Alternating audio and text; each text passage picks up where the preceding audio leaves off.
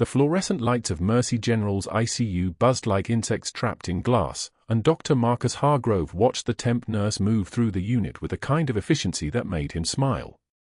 Not because she was competent. Competence was common in Denver's medical community. He smiled because she asked no questions. The badge clipped to her scrubs read R. Torres, RN, temp, and that was all the identification Hargrove needed. No permanent staff meant no institutional loyalty. No loyalty meant no complications when billing codes needed creative interpretation. Rachel Torres had worked the night shift at Mercy General for 3 weeks, and in that time, she had said approximately 47 words to Dr. Hargrove, most of them variations of yes, doctor, or right away, doctor. She was 28 minutes into her shift on a Tuesday night when Hargrove first noticed her hands, not trembling when she inserted a 20-gauge into a scarred antecubital vein on a post-op patient, not hesitating when she adjusted the morphine drip by 2 milligrams without consulting the chart. The precision was what caught his attention. The precision and the absolute absence of documentation. The ICU smelled like antiseptic and something else underneath it, something metallic and old, the ghost of blood that no amount of bleach could completely erase. Rachel's soft-soled shoes made no sound on the linoleum as she moved from room for 12 to room for 15, a measured pace that suggested neither urgency nor apathy. Just purpose. Just the kind of quiet competence that would never ask why a post-surgical bypass patient needed 17 additional days in the ICU when medical literature suggested 9. Never ask why the billing had inflated from $247,000 to $487,000 during those extra weeks. Never ask why the patient's discharge summary mentioned complications requiring extended monitoring when the patient had been discharged in stable condition. Hargrove leaned back in his chair at the nurse's station and opened her employment file on his desktop computer. Mercy General had processed her placement through one of the rotating temp agencies that understood the value of discretion. She'd worked at Seattle General for 8 months before that, then 2 months at a facility in San Diego. Never long enough to build institutional memory. Never long enough to develop friendships that might lead to questions. Her references from the nursing agency were impeccable, clinical skills, excellent. Reliability, exemplary. Professional discretion, outstanding. The last part was handwritten in the margin. He'd circled it twice. Rachel finished checking vitals on the bypass patient in 415, her eyes tracking the monitor with the kind of attention that suggested she was reading more than the numbers on the screen.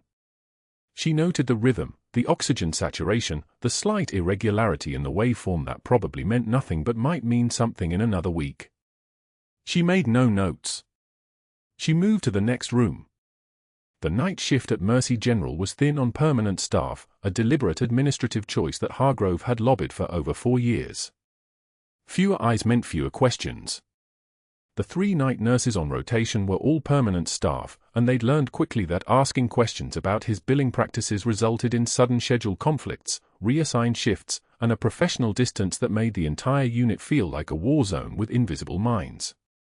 They watched Rachel work and said nothing to her, extended neither welcome nor warning. She'd accepted this isolation with the kind of stoicism that told Hargrove something he couldn't quite place. The absence of resentment. The absence of surprise. At 11:27 p.m., Rachel stood at the medication cart and prepared an infusion for room for 23. The cart was locked, and only 2 people on the night shift had access codes, both of them permanent staff who trusted each other and no one else. Rachel waited for the charge nurse, a woman named Patricia who'd worked Mercy General for 12 years and now kept her eyes down during every interaction with Hargrove. Rachel said, "I need access to the cart for the 423 infusion." Patricia nodded and opened the cart with her code, not looking at Rachel, not looking at Hargrove who'd positioned himself at the nurse's station with a sightline to every medication preparation. "Thank you," Rachel said. Patricia didn't respond. The next morning, Hargrove reviewed the medication log and noted that Rachel had drawn up exactly 50 milliliters of the prescribed solution and wasted exactly 0. No overage. No discrepancies. No small gaps that might suggest she was skimming, selling pharmaceuticals to support a habit, creating the kind of liability that would justify immediate termination. He'd learned to spot addicts in their shaking hands and dilated pupils and desperate precision. Rachel's precision was different. It was competent. It was military.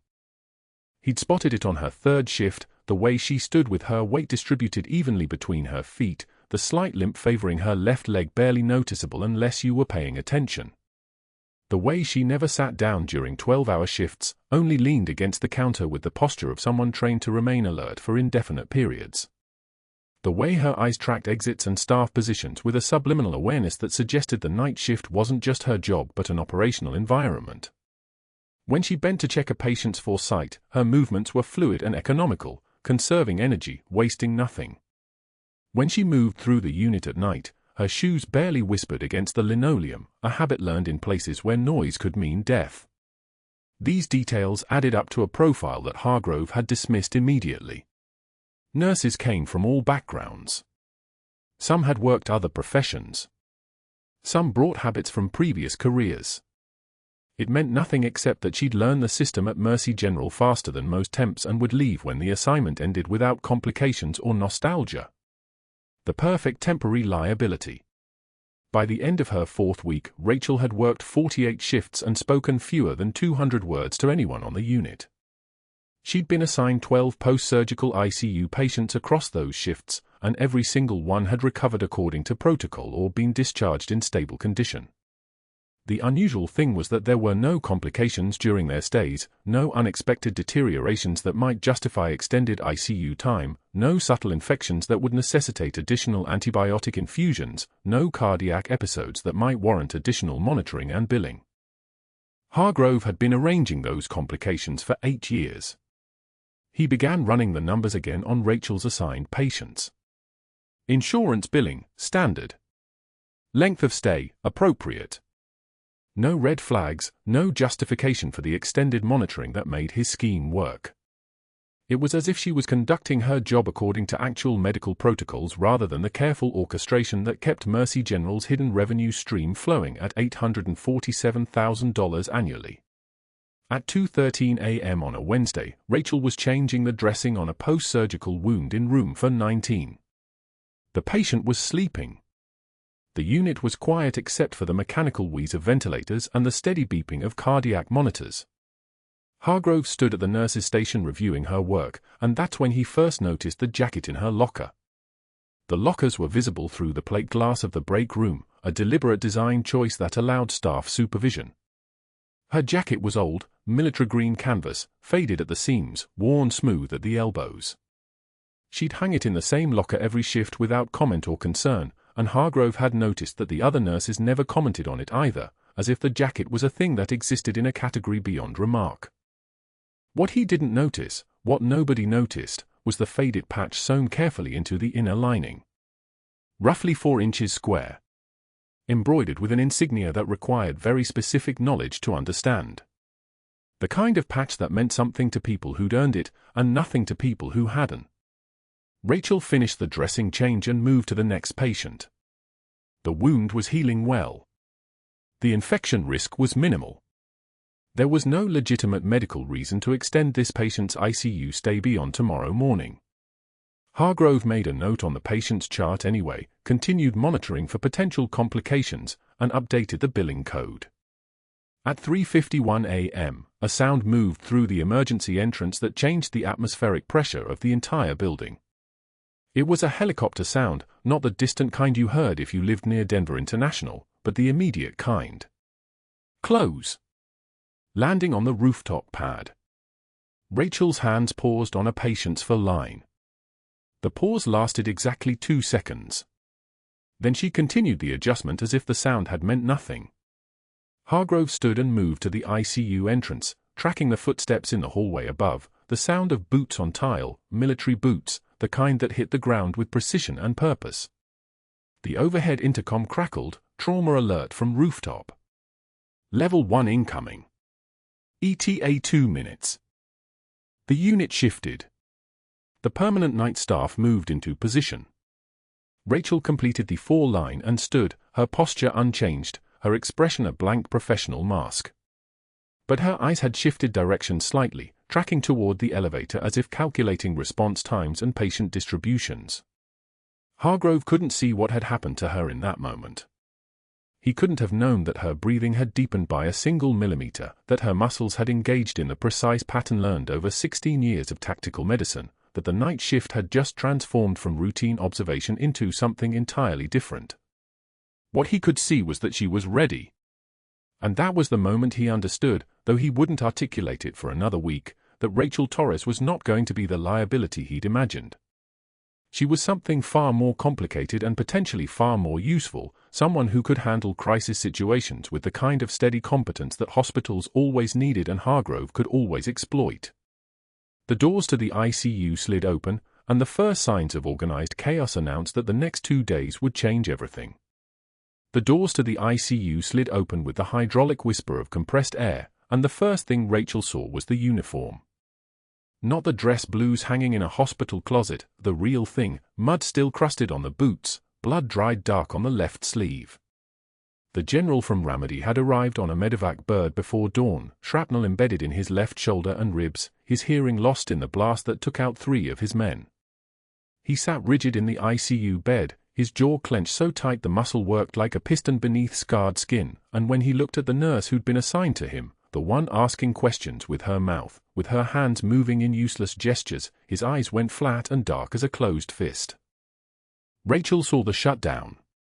She read it in the angle of his shoulders, the way his right hand gripped the mattress edge until his knuckles whitened. The general was trapped in the worst kind of silence, not peaceful, but suffocating. She didn't ask permission. Her hands moved to her own neck, to her ears, and then to her chest, fingers spreading in the sign for understand. His eyes flickered. She signed again, slower. Are you in pain? The general's shoulders dropped 1 inch. He raised his right hand, the one that could still move without agony, and signed back, yes. Everywhere. The words were rough, imprecise, someone's hands translating a combat mind through a language he'd learned in pieces, but his eyes cleared when she understood him without forcing him to speak. Rachel pulled the chair close to his bed and began the dressing change with her hands doing twice the work. One hand managed the gauze and antiseptic, the other maintained constant visual contact, signing updates. I'm going to remove this now. You'll feel pressure. Tell me if it's too much. The general's daughter, Major Elizabeth Reeves, standing rigid in the corner like she was guarding a perimeter, watched with the careful attention of someone who'd learned not to blink during briefings. She saw the way Rachel's sutures curved in perfect parallel lines, each one placed with the mathematical precision of someone who'd closed wounds under conditions where perfection was the only margin between living and dying. The stitch pattern was distinctive. Efficient. Built for speed and holding under pressure. Built for field conditions where infection or dehiscence meant no hospital was coming. The door opened without warning. Dr. Hargrove entered carrying a tablet, his eyes already scanning the monitor readings before they landed on Rachel's hands. He froze mid-step. His gaze moved from the suture pattern to her face and back again, his expression shifting from clinical detachment to something sharper. What procedure is that? The question was casual, almost idle. Rachel's hands kept moving. Standard field dressing, doctor. She didn't look up. She didn't pause. She tied off the final suture with the kind of hand-steady precision that takes years to build and days of real pressure to prove. Field dressing. Hargrove's voice took on an edge now, the tone people used when they sensed a lie they couldn't quite name. He stepped closer to the bed, his presence suddenly occupying more space than his body should allow. You're a temp nurse, Torres. Not a trauma surgeon. Not a combat medic. Where exactly did you serve, Rambo? His laugh came out like something manufactured in a lab, cruel in the way laughter becomes when power's involved. Let me guess. YouTube University? Read one article about military medicine and now you think you're special forces. The general's daughter's hand moved toward her pocket, a reflex, a tell, but she forced it back down. Rachel's jaw tightened. She could see it in the mirror beside the bed, the way her muscles contracted along the line of her mandible. She took one measured breath, the kind of breath trained into human bodies by 6 months of underwater combat training, by 14 years of learning to think while your lungs screamed for air, and then she looked directly at Hargrove. One tear escaped down her right cheek. Not a tremor in her voice. Not a shake in her hands. Just one tear, moving like a single drop of rain down a window, while her eyes held his with the kind of steadiness that comes from having already survived the worst. Some of us didn't need to advertise our service, Doctor. Her voice was soft. It was calm. It was the voice of someone quoting a fact from a medical textbook. We were too busy keeping people like you alive. The silence in the room became a tangible thing. The general's daughter's breath caught. The ventilator beside the bed continued its mechanical rhythm, whoosh-click, indifferent to the moment that had just cracked open. Hargrove's face reddened in patches, anger blooming across his cheekbones like a stain. That's insubordination, Torres. Watch yourself. He turned on his heel and left, his footsteps accelerating down the corridor until they were almost running. Rachel finished the dressing change in silence. Her hands never shook. When she was done, the general raised his right hand and signed, "Thank you." She signed back, "Rest now." His eyes closed, and she saw the smallest release across his features, not peace, but the temporary ceasefire of someone who'd found one person who didn't treat silence like a disability. The next morning, Rachel sat alone in the break room with her lunch. The fluorescent lights hummed their familiar drone, casting everything in that particular shade of institutional white that made time feel suspended. 3 nurses stood by the refrigerator, Sandra from the night shift, Marcus from pediatrics, and Chen, the one who usually asked how Rachel's shifts were going. All 3 of them looked up when Rachel entered. Sandra's eyes flickered away first. Marcus suddenly remembered something urgent. Chen stood without finishing her coffee and mumbled something about medication reconciliation. 30 seconds later, Rachel sat at the table with her sandwich untouched, the only person in a room designed for a dozen conversations. The pattern repeated at every shift change. The break room cleared like a contaminated zone the moment Rachel's badge appeared. By the second afternoon, she watched 2 nurses abandon half-eaten meals just to avoid sitting in the same 800 square feet. No one spoke to her directly. No one met her eyes. The isolation was tactical, the kind of ostracism that didn't require a single word, just the absence of them. By day 2, the write-up appeared on the public disciplinary board outside the nurses' station, printed on hospital letterhead in 14-point font. R. Torres, unauthorized procedures, exceeding scope of practice, insubordination. The charges were vague enough to be devastating. Hargrove made sure she walked past it during rounds, made sure every staff member read it in her presence. The message was not subtle: this is what happens when you forget your place. That same afternoon, an Army medic, Sergeant Jack Morrison, passed through visitor checking on a friend in the burn unit, froze mid-step outside the general's room. His eyes had caught something through the window. Rachel was performing a wound irrigation, her hands moving through a specific sequence: saline flush, tangential approach, pressure assessment, dressing application. The sequence was distinctive. The angle was distinctive.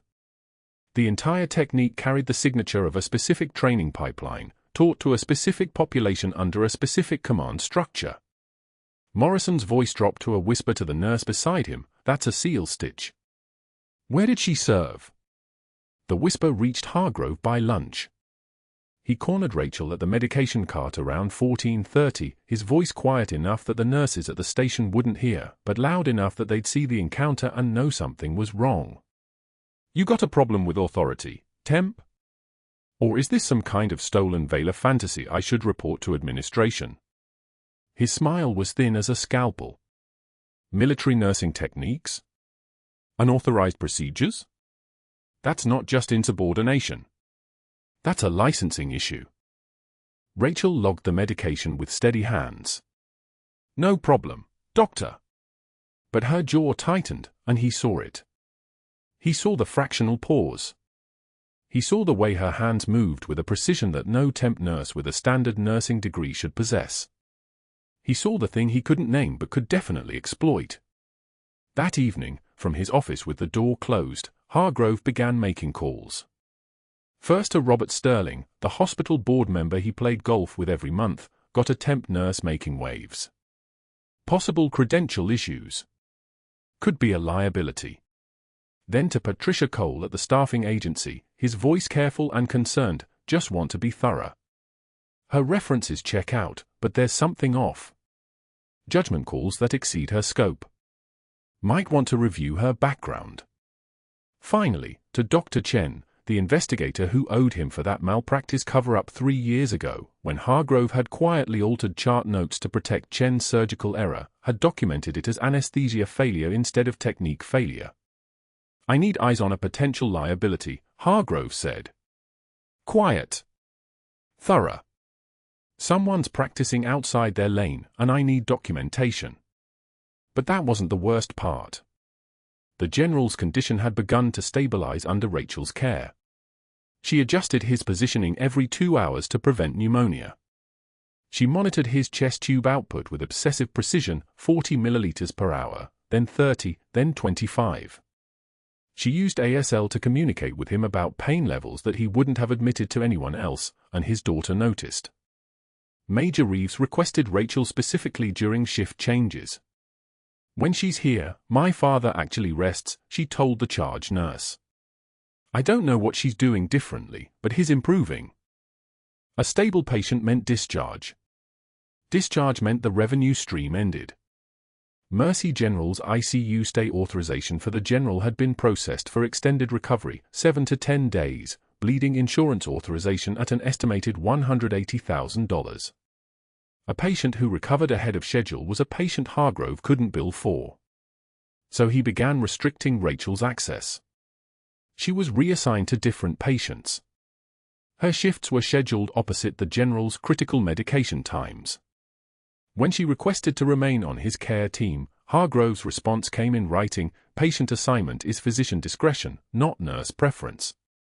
That night, Rachel stood in her small apartment kitchen with its chipped linoleum counter and the photo of her late husband in his dress blues, another seal, another name in the database that was supposed to be erased, another man who'd taken a bullet meant for a congressman's son during a Baghdad extraction 3 years ago. She touched the glass and whispered, I'm trying to keep my head down like they ordered, babe. I'm trying to be invisible. But they still found me anyway. Hour 46 after admission, the general's breathing changed. Not subtly. Not gradually. The shift happened between one cardiac cycle and the next, the kind of deterioration that telegraphed itself to anyone who'd spent years reading the language of bodies in crisis. Rachel was 3 floors below in the orthopedic wing, restocking a supply cart that didn't need restocking, when the code alarm sounded from the ICU. She knew that tone. Every nurse knew that tone. But the way her hands went still on the bandage box, the way her breath caught and held, that belonged to someone else. Someone who'd held catheters instead of bedpans. Someone who'd decoded the difference between dying and already dead. The alarm bleated again. Her feet moved toward the stairwell before conscious thought caught up. Protocol said stay in your assigned wing. Protocol said Hargrove had already made calls about her, had already positioned her somewhere far enough away that she couldn't interfere with his billing narrative. But protocol was for people whose patients were still breathing normally. The stairwell smelled like industrial cleaner and fierce wet, the particular scent of a hospital where someone was coding right now, somewhere above, and every second was a door closing. She took the stairs in controlled strides, not running, never running, because running broadcast panic, and emerged on the 4th floor ICU where the general's room sat like a floodlit stage. Through the observation window, she saw the asymmetrical chest rise. The trachea shifted slightly right, subtle as a whisper but absolute as a gun to the temple. The neck veins distended like pressure hoses about to rupture. Tension pneumothorax. Air in the pleural space compressing the lung, collapsing the heart's filling capacity, killing a man with his own body's refusal to breathe. The oxygen saturation monitor displayed 82% and the numbers were falling like a stone dropped in a well. The assigned nurse, a woman named Claire whose hands trembled as she fumbled with the phone, stood frozen beside the bed. The general's daughter gripped his hand, signing frantically into the chaos. What's happening? What's happening? What's happening? Her fingers moved in rapid panic speak, ASL spiraling into the same word repeated like a prayer that might slow time. Rachel pushed through the door without knocking. He needs immediate decompression, she said. Her voice had dropped an octave somewhere between the stairwell and this room. Not loud. Precise. The kind of voice that moved people even when they didn't understand why. Claire's eyes flicked toward her, then back to the phone. Dr. Hargrove said we need insurance pre-authorization for procedures. He said. Oxygen saturation is 82. Rachel's gaze stayed on the monitor. Dropping. Dropping. Dropping. In approximately 90 seconds, this patient goes into cardiac arrest. Insurance pre-authorization takes how long? Through the window, beyond the doorframe, Rachel saw Hargrove at the nurse's station. Phone pressed to his ear. Body language casual. Unhurried. The posture of a man conducting business as usual while someone's heart stopped beating. He was stalling. The calculation was so clean it almost had elegance. Let the general deteriorate, document medical complications, extend the ICU stay, justify the higher billing codes. A dead patient paid better than a discharged one if you knew how to code it. Rachel moved to the crash cart. The 14-gauge needle was where it always lived, vacuum-sealed, sterile, waiting. She'd used the same gauge on a diplomat in Ramadi whose lung had filled with blood while extraction was politically delayed by 16 senators who didn't want American boots on the ground. For days she'd kept that man breathing with nothing but bandages, suction, and the kind of calm that came from having already survived the worst. This was different. This was easier. This was home. You can't, Claire whispered. He didn't authorize. Rachel positioned herself at the second intercostal space, mid-clavicular line. Anatomical landmarks as real as coordinates. She signed to the general's daughter with her free hand, the movement economical, practiced, count of 3. The girl's eyes went wide. She squeezed her father's hand. Rachel didn't count to 3. The needle entered and the hiss of released air came out like the sound of a pressure valve decompressing, like a tire rupturing, like all the physics of a body trying to kill itself releasing into atmosphere.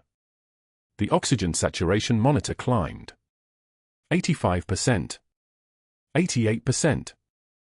92%. The general's chest wall normalized, the asymmetry collapsing back into symmetry, the human body remembering how to be a living thing instead of a machine failing. His eyes opened. Conscious. Aware. Alive in a way he hadn't been 3 seconds ago. Hargrove appeared in the doorway, phone still pressed to his ear. His face cycled through colors like a traffic light malfunctioning, white first, then red, then the particular shade of purple that meant a man's control was evaporating. The silence that followed lasted exactly 2 seconds. The fluorescent light above hummed its mechanical song. The cardiac monitor beeped in steady rhythm. The general's daughter continued signing, but now the signs meant something different. Thank you. Thank you. Thank you. Rachel was already moving to the bedside to assess peripheral perfusion, to catalogue the general's pupils and responsiveness, to document what had just happened in the language of medicine instead of the language of choice. But Hargrove's presence filled the doorway like a storm front, and everyone in the room felt the pressure change. Step back from the patient, he said. Not a request. Not a suggestion. A command delivered with the weight of institutional authority behind it, the kind of voice that usually ended conversations because who challenged a doctor in a hospital except someone with nothing left to lose? Rachel didn't step back. She signed to the general's daughter, his lung is re-expanded. Oxygen levels normalizing. He'll need imaging to confirm there's no further air accumulation. She kept her voice level, kept her hand steady, kept her composure like it was the most valuable thing she owned because in this moment, it was. Composure was power. Composure was the only thing between Senior Chief Petty Officer Rachel Torres and the erasure she'd been ordered to maintain for the last 18 months. I said step back, Hargrove repeated. Louder. As if volume could substitute for authority when authority was slipping like sand through his fingers. Rachel turned to face him. Their eyes met for the first time since the break room 3 days ago, since the public humiliation in front of the General's family, since she'd accepted the reassignment to orthopedics without argument because arguing would have revealed too much. Now she let him see what he'd missed. Not anger. Not fear. The particular brand of calm that came from someone who'd been trained to function in environments where hesitation meant death. Where every decision was final. Where there were no second chances except the ones you made yourself. His blood oxygen was 82%, she said. I decompressed the tension pneumothorax. He's stable. Those are facts you can verify with any member of this ICU team standing behind you. Hargrove's jaw clenched. His knuckles whitened around the phone.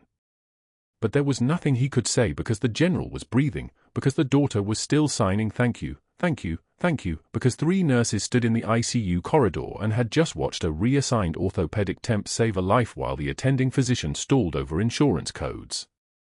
What happened next didn't just silence the room. It changed everything. The monitor flatlined.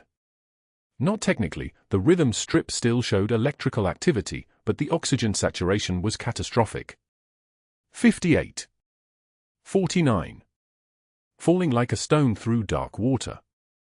The General's pupils dilated. His daughter's hands flew in desperate signs. No one moved. No one breathed. Rachel moved. She didn't run. Runners panic. She walked to the crash cart like she'd walked this route 1,000 times before, muscle memory older than her nursing license, older than her current identity.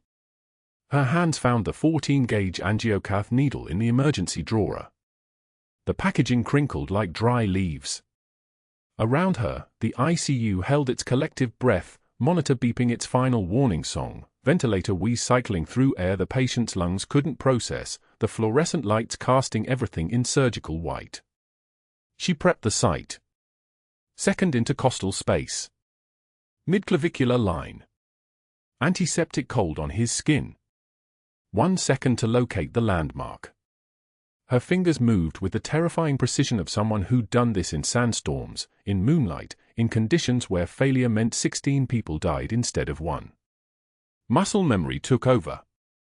The needle went in. 8 seconds. That's all it took. The hiss of air escaping was audible across the entire unit, a pressurized release, like opening a tire valve, like the sound of a man's chest finally breathing again. The monitor's downward spiral reversed. 59. 67. 72. The oxygen saturation climbed like a rescue helicopter rising from a landing zone. What the hell do you think you're doing? Hargrove's voice cut through the ICU like a scalpel through silk. He materialized beside her, face already flushed the color of raw meat. Rachel didn't flinch. She withdrew the needle with the same deliberate care she'd inserted it, disposed of it in the sharps container, and turned to the wall clock to document the procedure time on the General's chart. Needle decompression for tension pneumothorax, doctor, she said, her voice level as a surgical laser. Patient was coding. You performed an invasive surgical procedure without physician authorization. You're not credentialed. His words were sharp, but his eyes betrayed something else. Panic. Not for the patient. For himself. Rachel finished documenting. 14:36, time of needle decompression. Patient responded favorably. Oxygen saturation recovered to 84% and stabilizing. She wrote it in the chart with the same steady hand that had written casualty reports in FOB Shank, incident details in Walter Reed, things that couldn't be unseen or undone. Hargrove's network activated like a machine designed for exactly this moment. Within 5 minutes, he was in the break room with his phone pressed to his ear, his voice a practiced blend of concern and authority. Board member Patricia Chesterfield listened to his version, the rogue temp, the unauthorized procedure, the liability exposure that could cost the hospital millions. 7 minutes. He called Risk Management Director Paulson with his documented concerns. 10 minutes. Board member Thomas Graves received a voice message about a potentially fraudulent credentialing situation. 12 minutes. He contacted the temp nursing agency and spoke to their director, Patricia Sims, his tone suggesting negligence on their part, asking if they'd properly vetted this Torres woman, if there were any gaps in her background check. 15 minutes. He made the call that mattered most. Dr. Chen. The outside medical investigator. The one who'd helped Hargrove bury a malpractice suit 3 years prior when a post-surgical infection had cost a patient her kidney and nearly cost Hargrove his license. Chen owed him. Chen knew he owed him. "I need a favor," Hargrove said into the phone, his voice dropping to that confidential tone that made even a whispered conversation feel like a confession. "There's a situation with a temporary staff member. Invasive procedure without authorization. Possible credential fraud. I need documentation that this was a dangerous and unauthorized act before hospital administration finds out I was attempting to address it internally." Chen arrived at 2:23 p.m. He was a thin man with the bearing of someone who'd learned early that skepticism paid better than ethics. He carried a briefcase and wore wire-rimmed glasses that reflected the overhead lights like warning signals. Hargrove walked him through the chart, his version already polished and prepared. Rachel Torres, temporary nursing assignment, performed emergency needle decompression without physician authorization. Possible SEAL team medical training based on technique, suggesting she may be misrepresenting her credentials as a civilian nurse. High liability. Dangerous precedent. "This is a nightmare," Chen said, reviewing the chart. She performed a surgical procedure without physician authorization. That's not even close to her scope of practice. He wrote notes in rapid script. "I'll document that this represents a serious breach of hospital protocol. Unauthorized invasive procedure.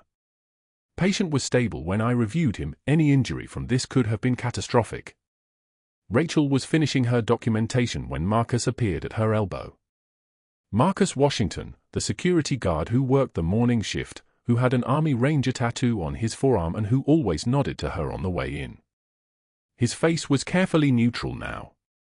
"Official. Ms. Torres," he said quietly. "I need you to come with me." She followed. Didn't ask questions. Didn't protest. That was the protocol, the one she'd learned in another life, the one written in military law and survival instinct. When they tell you to move, you move.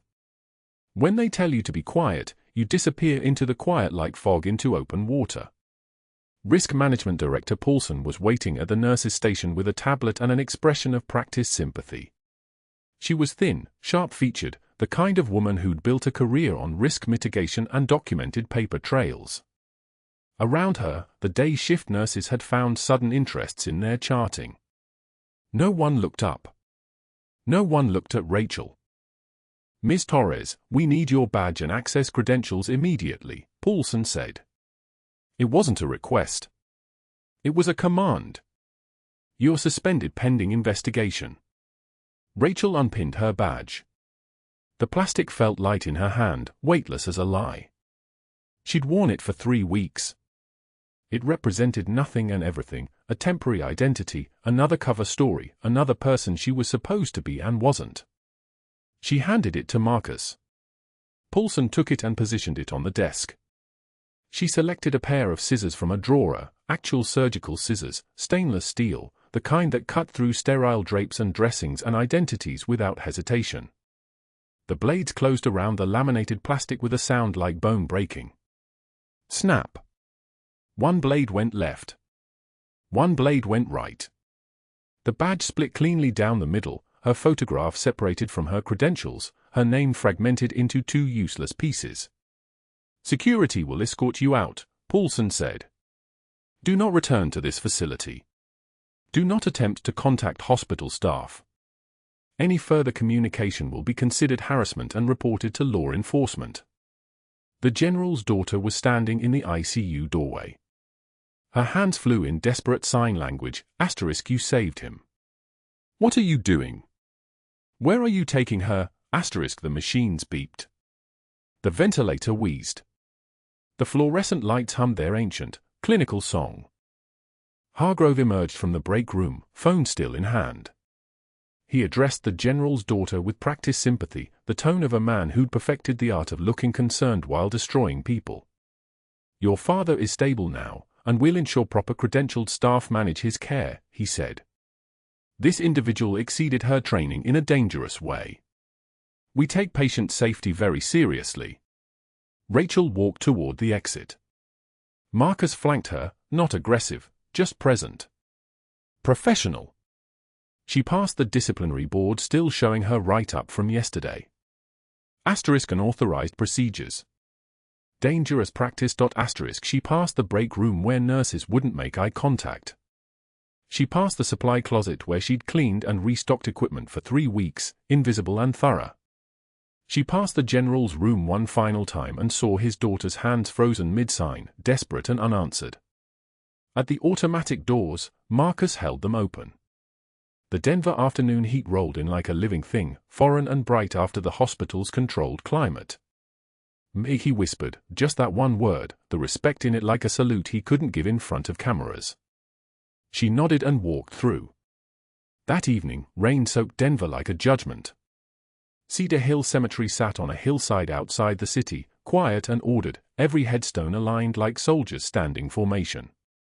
Rachel stood in the mud in front of a simple military marker, Chief Petty Officer James Torres, Navy SEAL, 1978-2014. The rain ran down her face, indistinguishable from tears. She knelt in the mud. The ground was cold and wet and real. "I kept my head down like they ordered, babe," she whispered to the stone, to the man buried beneath it, to the life that ended so someone else's child could live. "I disappeared like they told me to. I took a new name, a new job, a new identity. And I still lost. I couldn't even save one general without it all falling apart. I failed." Her phone vibrated in her pocket.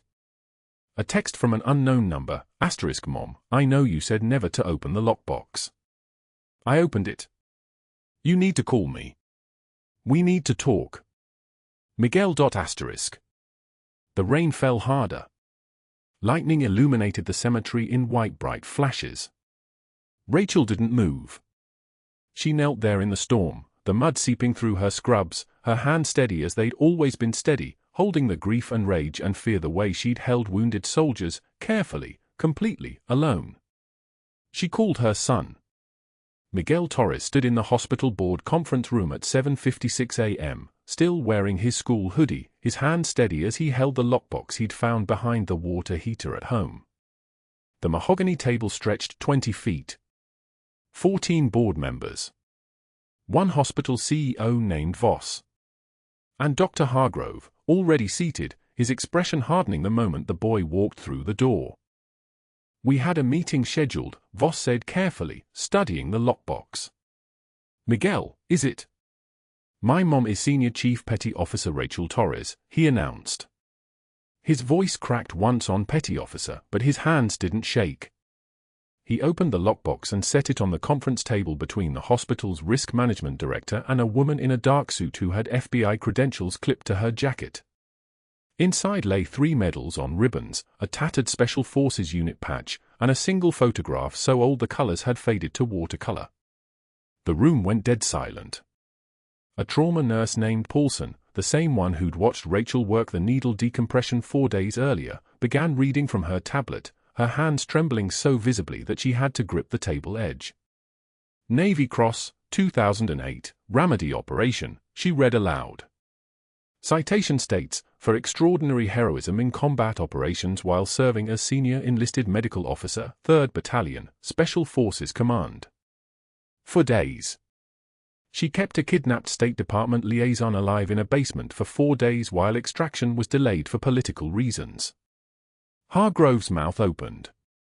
Before he could speak, a man in the gallery, late 50s, with the bearing of someone who'd given orders for 30 years, stood up. "Commander Rains.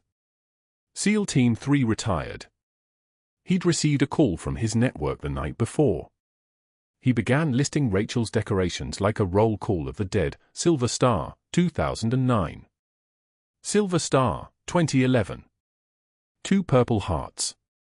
The Navy Cross, the only one that matters, because it means she chose to stay when she could have left. Agent Nakamura from the FBI leaned forward, her voice cutting across the room like a surgical blade. During the medical emergency 4 days ago, Dr. Hargrove delayed authorization for emergency treatment while attending to insurance pre-authorization protocols. A tension pneumothorax has a 3-minute mortality window. Senior Chief Torres performed needle decompression at the 2 intercostal space, midclavicular line, without waiting for that authorization. That was medicine. What Dr. Hargrove was doing was documentation. Hargrove opened his mouth at the 3rd decoration. Board Chair Voss's glare didn't just cut him off, it cut him down. Her eyes held the weight of someone about to dismantle a career in front of witnesses. Hargrove stared at his hands. By the 5th medal, he wasn't looking up anymore. His confidence had evaporated the way sweat evaporates under a sun that doesn't forgive. The board convened in executive session for 40 minutes. Hargrove sat in the hallway. A junior resident he'd humiliated 6 months earlier walked past, made deliberate eye contact, and smiled. Another doctor stepped aside with exaggerated courtesy, the kind of politeness reserved for the condemned.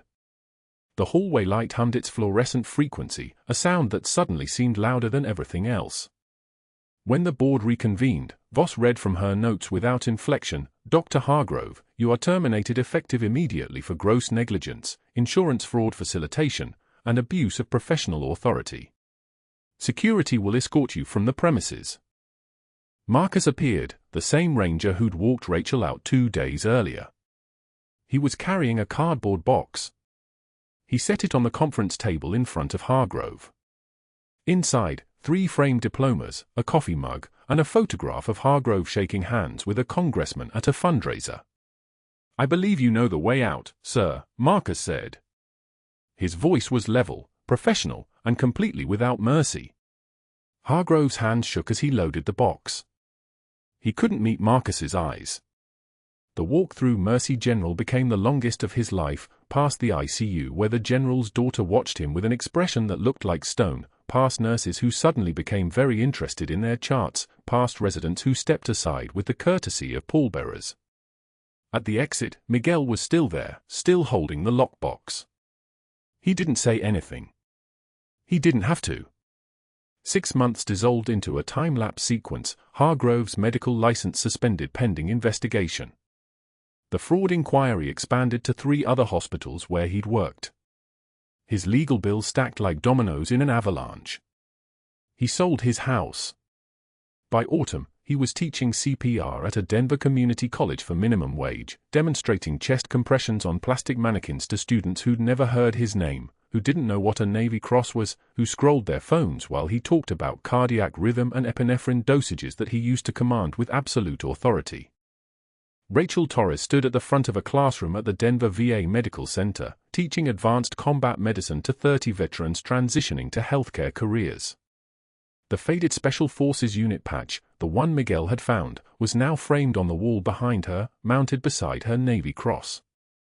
Her voice carried the kind of authority that doesn't require volume, just precision.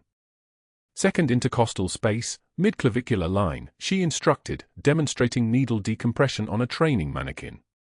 3 minutes from full occlusion to irreversible brain damage. Don't hesitate. Don't second guess. You know what a tension pneumothorax looks like. Trust your training. The students watched with the kind of attention reserved for someone teaching them how to stay alive. One raised her hand. "Chief, is it true you performed this procedure while you were technically fired?" Rachel's smile was barely there. "I performed this procedure while a patient was dying and a doctor was on the phone with insurance. Whether I was fired is a matter of timing." The classroom door opened at 10:34 a.m. The general walked in wearing his dress uniform, fully recovered, walking unassisted. His daughter held his arm, not for support, but from pride. The class fell silent the way a room silences when someone important enters.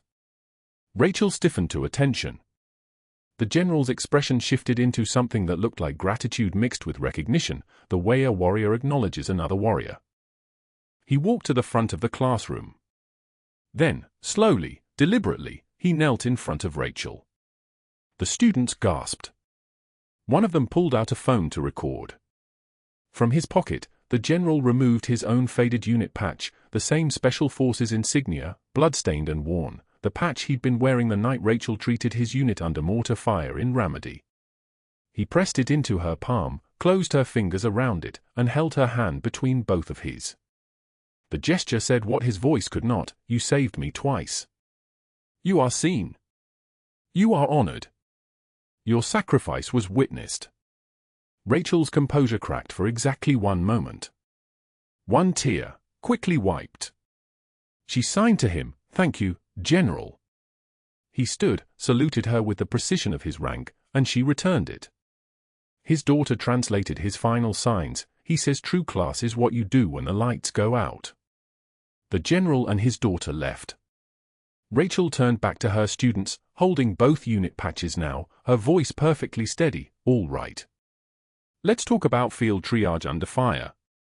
Miguel sat in the back row, the lockbox at his feet, finally understanding why his father, another SEAL, another sacrifice, had loved her with the kind of devotion that only warriors understand.